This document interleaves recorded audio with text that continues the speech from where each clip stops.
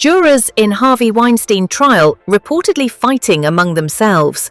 The New York jury deciding whether to convict disgraced film mogul Harvey Weinstein of sex crimes appears divided, with some jurors reportedly launching verbal attacks against each other and also considering information not brought up in the recent retrial.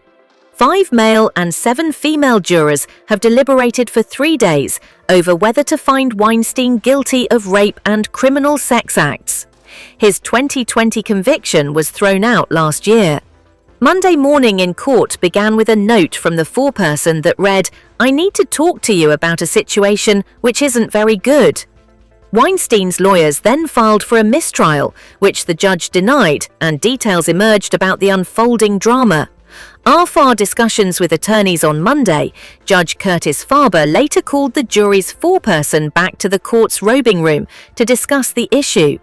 The foreperson told him that, even though juries are only supposed to consider evidence and testimony presented during the trial, some jurors were trying to convince others of their point of view by bringing up parts of Weinstein's public history, according to a court transcript. "They are pushing people, talking about his past," the foreperson said. Jurors were not on the same page, and some were attacking others, trying to change their minds, the foreperson added, according to the transcript.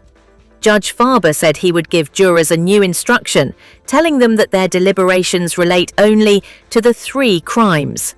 That is the only thing that it can be used for in their deliberations, only the evidence introduced at this trial, he told the attorneys, according to the transcript. Weinstein was convicted of sex crimes in New York in 2020. The case was overturned last year when an appeals court found the 73-year-old did not receive a fair trial because a judge allowed testimony from women who made allegations against him beyond the charges at hand. Prosecutors then filed sexual assault charges again in September. The appeals ruling hung over the retrial, making the court extremely cautious about allowing allegations against Weinstein from outside the realm of the case. The drama comes after one juror told the judge last week that others had been speaking badly outside the courthouse about a fellow juror and that they had shunned the person. "It's playground stuff," he said. The young man asked to be dismissed because he did not think deliberations were fair and just, but the judge kept him on the jury. The jury also sent a note Monday morning asking Judge Farber to reread the concept of reasonable doubt and rules of deliberation, especially in terms of avoiding a hung jury.